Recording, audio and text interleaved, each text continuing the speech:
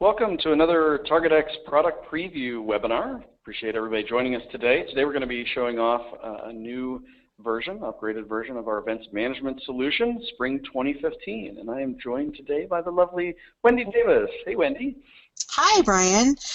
Yeah, thanks for having me. I am one of the product managers here at TargetX and have been working closely with our development, our support, and our implementation team to get this spring events release ready for you. And I'm excited to be joined today by Brian and show you some of the features and how we have incorporated your feedback into the new solution. Awesome. Excellent, because I'm really excited about this product. This is one of my favorite products. Don't tell any of the other products, by the way, but it's one of my favorites. I really love the event system. I know it's a very complex solution for higher education, and we've spent a lot of time on it. This is our 5th major generation of this, and a lot of really cool things have been put into this new version. But how did all these things come about? You know, I appreciate you asking that. I think that's really important. You know, your feedback matters as clients, and we listened. You are very vocal, and we're very appreciative of that. We take all of your feedback seriously, whether that comes directly to the development team, whether it comes to us through our user conference, or whether it comes through support. And we have taken quite a bit of your feedback and incorporated that. And I think you're going to be really pleasantly surprised by what you see. And we'll share with you some of the feedback that we've already received. So, yeah, so one of the things... Yeah, let's jump into it. Some of the neat things that we've done, both mobile and web and registration and setup. So let's go through some of them. Yeah, sure. So one of the things that we heard loud and clear was that we were close on mobile, but not really close enough, that our events pages needed to be much more mobile ready and mobile responsive. And so I think you'll be really excited as clients to learn that this version is fully mobile responsive. There were also some things that we did which seem minor, but all of these things matter to the student in the end. So for example, QR check-in on a mobile device is easier for the end user now. This is a minor technical modification, but I think will have a big bang for the buck. Just something as minor as that QR code starting at a more desirable size, especially as our devices get smaller and smaller and we're struggling to zoom in and pinch out and all of those things, just trying to make that a little easier.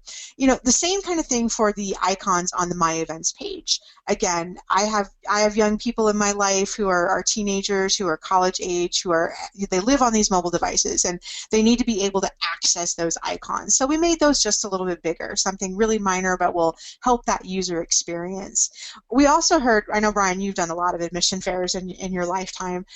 We heard from folks who are on the road that, you know, this mobile access is really nice, but sometimes we want students to access it on our iPad, and it's much easier if we have the full web version there. So we've created a mechanism whereby you can display it in desktop mode on an iPad if you have that particular use case. So all these things, you know, just little minor tweaks that are really designed at making that experience much more desirable for that end user. One of the other things that we heard loud and clear is that there was a problem with respect to using the back button during the registration process. And there's nothing more frustrating as a registrant. Sometimes these prospective students or alumni or current students, might be one of the first times they're interacting with you on the website, and you don't want them to have a frustrating experience. So it was imperative that we resolve this problem. So the solution that we used to solve the problem is that students must now have cookies enabled to perform their online events registration. A lot of people use cookies already, and this will definitely solve that problem, eliminate that frustration. If you're not sure how to help your students through that process, make sure you talk to our support team. They're excellent at that, can walk you through that, help you create maybe a quick email or a piece of information on the website so students know that that is something that they have to do. And that's a pretty common way to go about doing that too. That's, you know, we want to also make sure that we're not introducing any new experience that the students are not accustomed to, and that's a really good example of that, of making sure that we stay with the best practice. So. Yeah, I agree. And you know, we didn't want to inherently change the registration experience, just eliminate that frustration, which quite frankly is industry standard, like you mentioned. This one is more of a technical improvement, but is vitally important to our clients who use CashNet as their payment gateway. So again, this will be obscure to the end user, but it was really important for folks to be able to use CashNet. And so we were able to adjust the system to be able to mark an event with an item code so that CashNet can receive that and store it uniquely. This will really only be relevant to those of you who use CashNet. It is an industry standard in higher education. A lot of our clients use it. For those of you who are using CashNet, don't hesitate to reach out to support. We can walk you through how to set that up with respect to the item code configuration and make your CashNet experience a whole lot easier as well. And this is one of the areas, Brian, where we're trying to play well with the partners that are industry standard. We know payment gateways are a really big decision. We don't ever want our clients to have to change their payment gateway to meet our event system. So this was a really big deal to those clients who use CashNet. There are other improvements to the registration experience for the web, some that are really important. If we heard this once, we heard it dozens of times. Could you make it easier? Could you reduce the number of clicks whenever possible through the registration process? And there were times when we had developed the system and it made logical sense to us. And as soon as students started using it, there were redundancies or extra steps that some of the clients would say, you know, if it's a simple event and there's no fee, can you just make it 2 clicks and be done? And we're like, yeah, we can do that. So wherever possible, we tried to reduce the number of clicks to streamline that process so that your prospective students, your current students, your alumni have a really great experience when they access the event system. It's a reflection on you. So hopefully you'll like some of these changes. Some of them are minor, some of them are major. This one right here has to do with the user experience. So previously, where it says cancel, there used to be an X. And X can mean a lot of things when we're looking at software programs. So oftentimes X means delete the record. It wasn't very clear what X meant. So now overtly we put a cancel button there. Another thing that we've done, those of you who are currently using events will know that the confirm button was way out in right field, sometimes off the page, depending on what type of browser you're using or handheld device. So we put the confirm button justified left. I know this is small and minor, but that's where people are expecting it. They're expecting it to be, I don't have to move my thumb from one side of the page to the other or click from one side to the other. Another thing that you'll notice is we tried to be really consistent. Anytime there was an action that needed to be taken by the user, we put that in green. And that was just a choice we made as kind of like the universal go button, right? So you'll notice that in the system. So those two things are justified left, a little bit more clear for the end user. There was a problem with events registration that when a student was done registering, there wasn't really any place to go. And you kind of got caught up in this virtual dead end, if you will. So you'll notice in the upper right-hand side of the screen, right next to the print, the date, and the email button, there's a button there, green, again, meaning take an action, to be able to search for more events. And this is definitely something common. Perhaps you've registered for a campus visit or a campus tour, and you want to go back and see what other events that might be occurring on campus. So this button, this is a minor thing, but a really big bang for the buck for those who would be caught up in that particular virtual loop there. I also love the fact we have a 1 a.m. Eastern Time parent event. You know, those developers, they're up at 1 a.m., so that's when the times get put in. But you know, you never know. So this is a little bit bigger view of a similar page as we were just looking at. We do have the ability for registrants to see their past events, and we heard loud and clear from you that, okay, show their past events, but make their future events or their ones that are pending more prominent. So we did that. So the past events are still there. They're collapsed here. The student or the registrant can click on that and see all of their past events, but we're definitely now premiering what is pending instead of what has happened in the past. So again, just in the spirit of making that a more desirable experience, more unified with things that we would expect when we're registering for events. Also, now when you construct your event, you'll be able to include on the event a link to a map and a link to more information. So the map is very obvious, but more information can really be whatever you want it to be. It could be parking instructions, which door should I come into on the building, where should I expect to meet the person that I'm going to meet for a tour or what have you. Um, a lot of people like to know the details. Instead of having to send all of that out in email, you can link that right to the event. As we just looked at on the previous page, because students can look at their pending events, they'll be able to see that map and more info link right there with that event as well. Anytime we make a change to something that's presenting to the student, there's obviously a change that's happening in the background. So in the preferences, you'll be able to see now the new map link and the information URL that you can present to the learner, the student, the alum, whomever. This next feature is a really interesting one. We're trying to make it very clear to a registrant when he or she is registering, how many seats are available and where are they, where are they in the registration? Are they going to be put on a wait list? What is that going to look like? So in the top screenshot here, you'll see that there are no spots available. So the person clicking the add seats button will clearly know that they are joining the wait list right away. Down here, you can see that there's one spot available. If I were to click that one spot, I will be able to grab that one spot and I won't be presented on the wait list.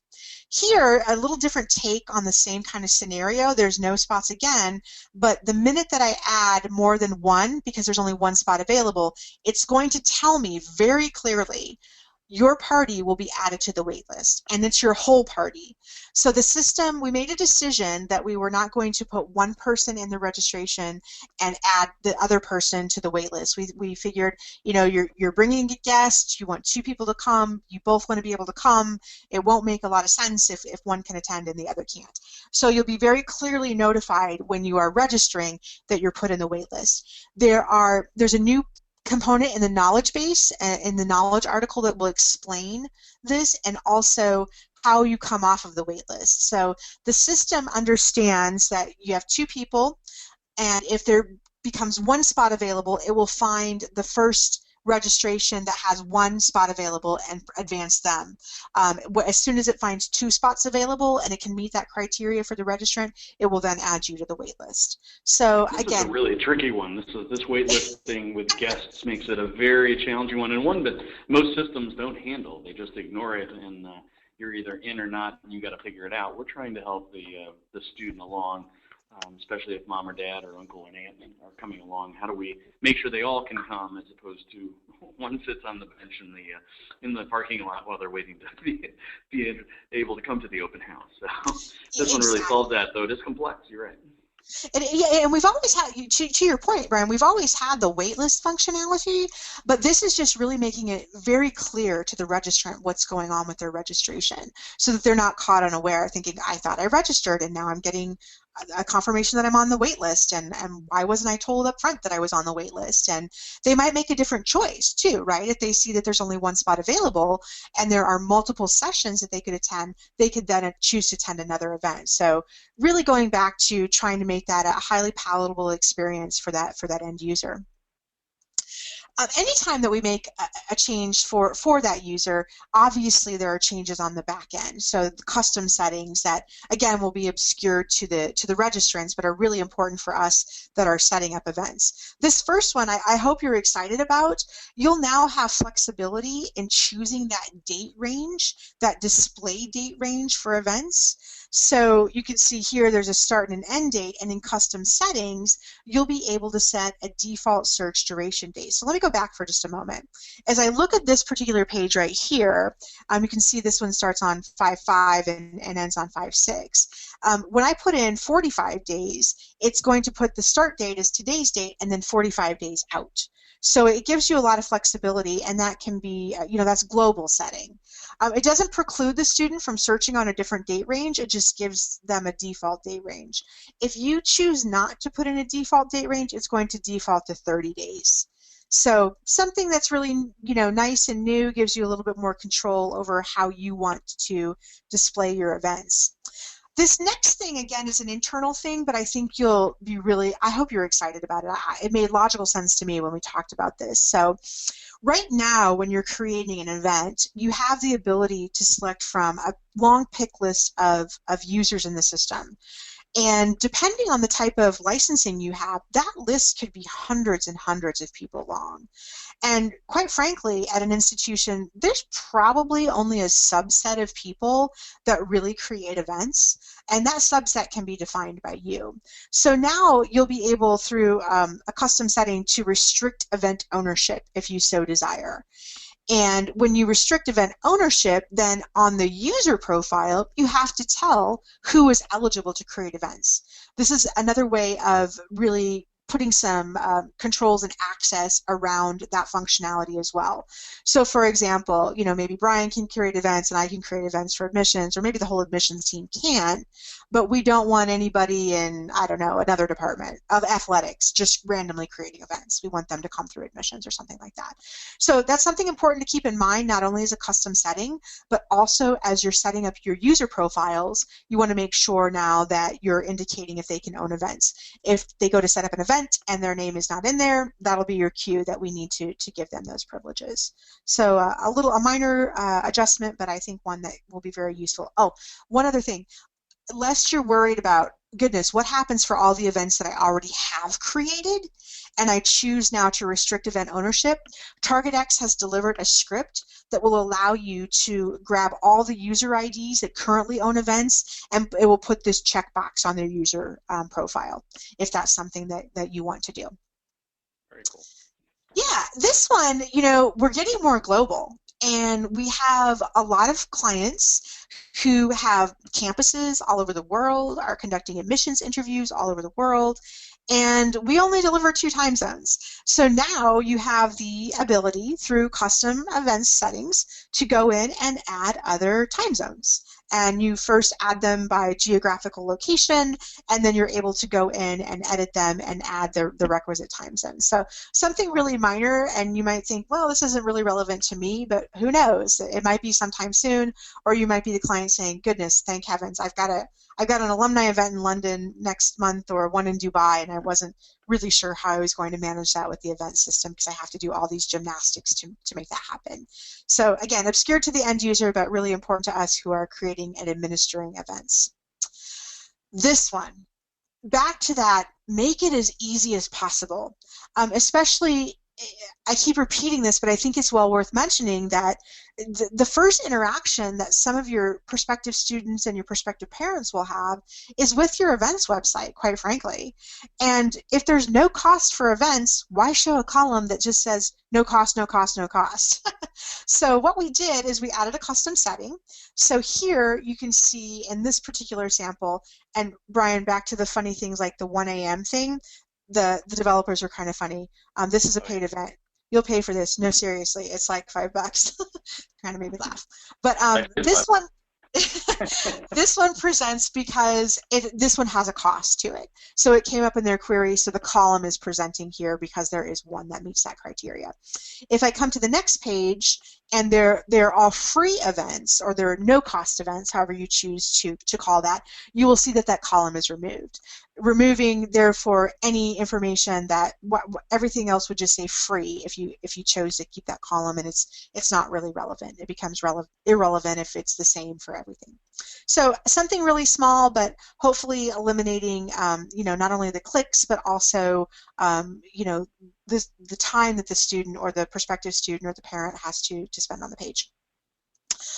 This next slide here, I know that you're not a big fan of wordy slides, Brian, but this one, it needs some explaining. So I promise this is the wordiest slide I have, and I think you'll be really excited about the changes here.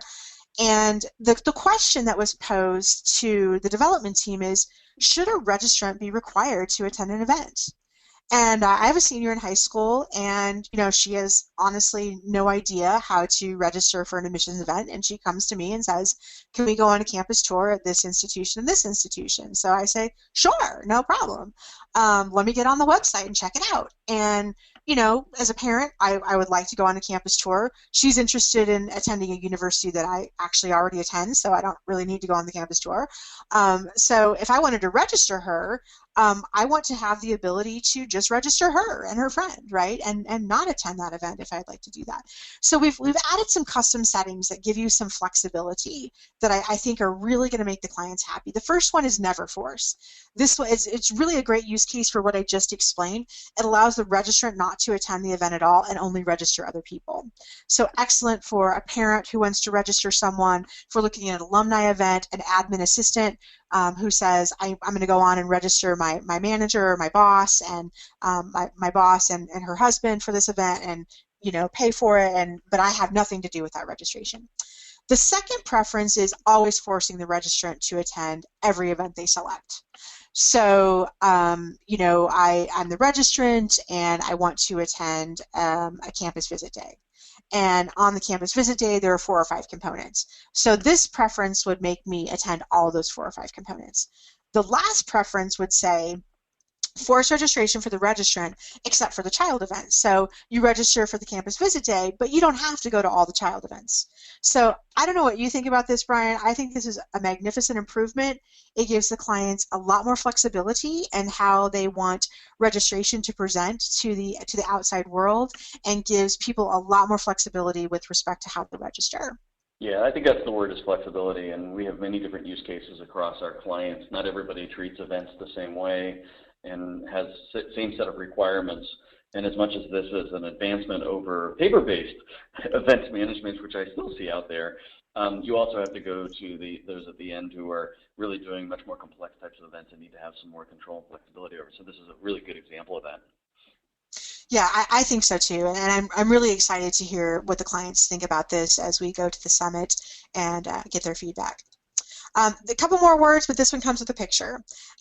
This one is a custom setting to use named guests, which is not a particularly descriptive or interesting way to call it, but I think it'll make more sense as I explain it. I'm going to explain it, then I'm going to show it, then I'm going to come back and explain it again, just because I think that framing it that way will make a little bit more sense. But there will be 3 radio buttons that will appear on a registration. The first one will be the attendee, the second one will be related to the events, and the third one will be related to new guests. So let me show it, and then we'll go back. So here's what I'm talking about. If you have use named guests on, and use named guests is the name of the custom setting. So what will happen is the first line right there is the registrant. Okay, so the radio button is clearly marked for the registrant attending. The second one is select guests, and the system will remember if you have previously attended an event and have a guest that has attended with you. And you'll be able, through the drop-down menu, to select one or more of those guests as someone you'd like to attend with you on the new event. The third one is I want to enter a net new guest, right? So this person has never attended with me. I'm able to put their first name in and their last name in, and any other information that would be required of that attendee. In this case, it's the email. There might be other information.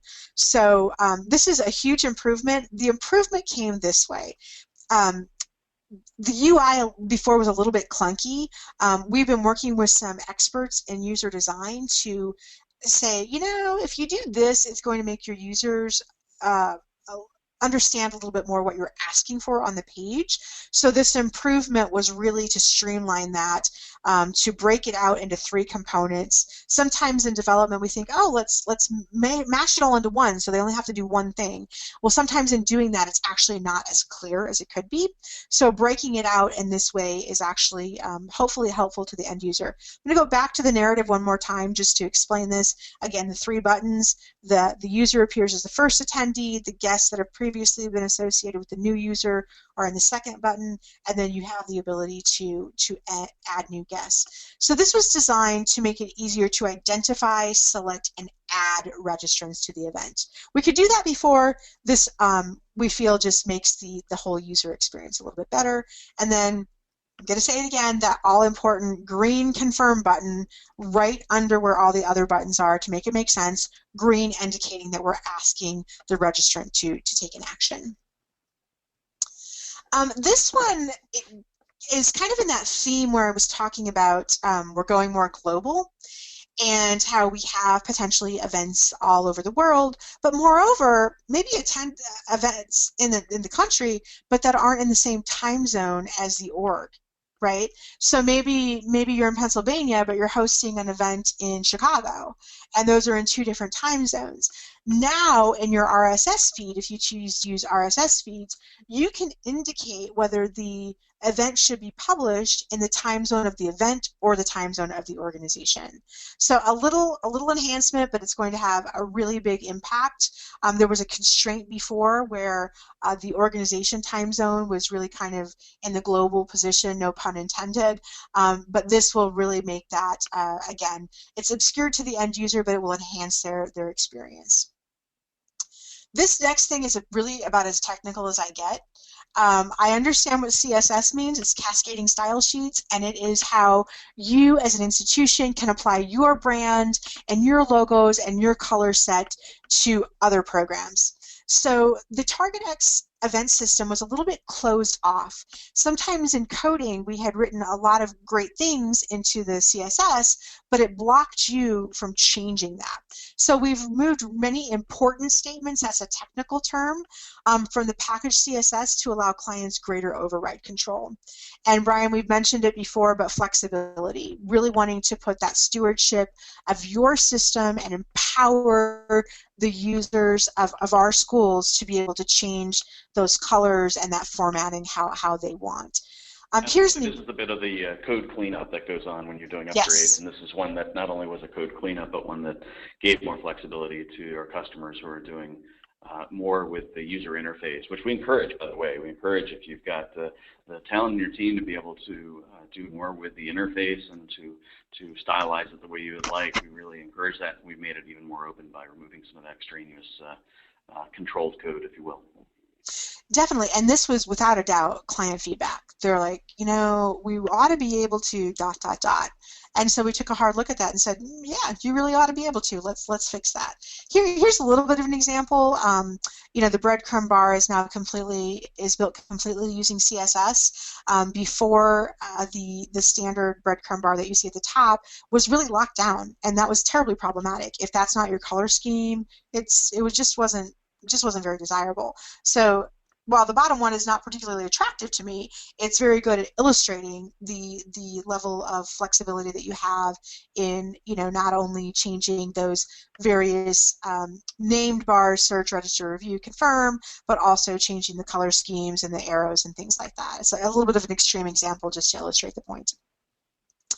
We do have bug fixes that happens in every product that we work on, and there was an issue that we addressed where having more than 10 schools in a travel group cause errors with some third-party applications. You know, just like earlier, Brian, I talked about CashNet and being able to play well with third-party applications. One of the things that's great about using a system on the Salesforce platform is that it's much more open and should play pretty well with other systems. So we adjusted that to be able to communicate better with some of those third-party applications. And there was a not really desirable issue when registrants were saving an event or clicking confirm more than once. It was creating duplicate registration events. So that wasn't happy for us, that wasn't happy for clients, that was not happy for registrants. So we fixed that. And that wasn't a feature, that was actually a bug. That was a bug. That to happen. Yes, we did not intend for that to happen. We're trying to artificially inflate your registration number. No, yeah, that's not helpful to anyone. So we fixed that based on client feedback. Where do we go from here? You know, I've mentioned this a couple of times. We have a whole team at TargetX. You know, our developers, they build and code the software. We have a team that works on documentation. We have a team in product that works to promote the product. And, you know, Brian, you mentioned at the beginning, and we won't tell the rest of the product, so this is one of your favorites.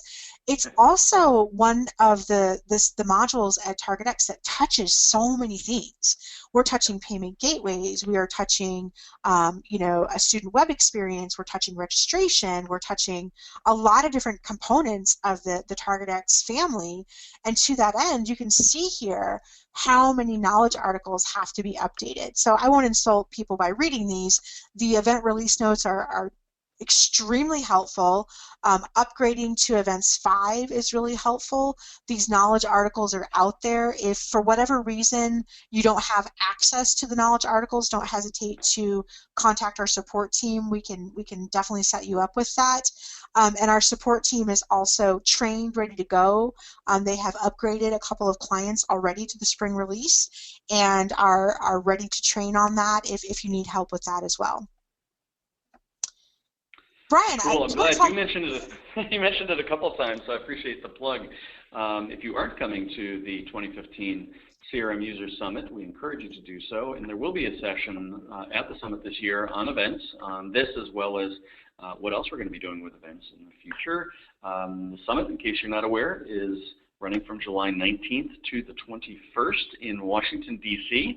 And on Tuesday the 21st in the morning, we will have this event session as well. And also some other areas, roundtable discussions, community room will be available for chats. The whole support team will be there. Lots of folks will be there to help make sure that you are successful in using our solutions, as well as networking and getting to know some of our other clients and how they use our solutions as well. So looking forward to July's event for the CRM Summit and hope that you can join us as well.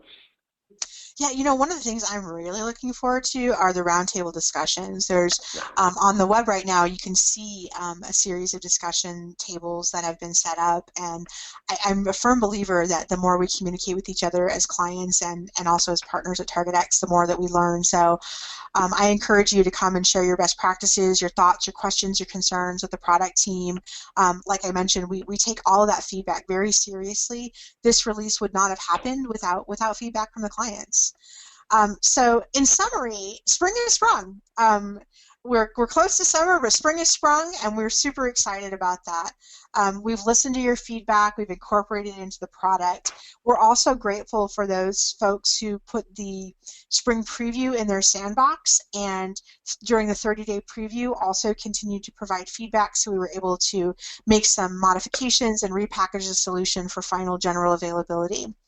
The enhancements to the student experience, while they're simple when they should be simplified, and hopefully the goal is to make that experience for your students, your prospective students, your parents, your alumni, whomever is accessing the system, to really streamline that process and to make that a desirable experience. And then finally, of course, with any external facing changes that are made, there are always some new functional changes that have to happen in the background to support that. So several things with custom settings, new functionality through configuration, hopefully all melding together to make this even a better product for our clients.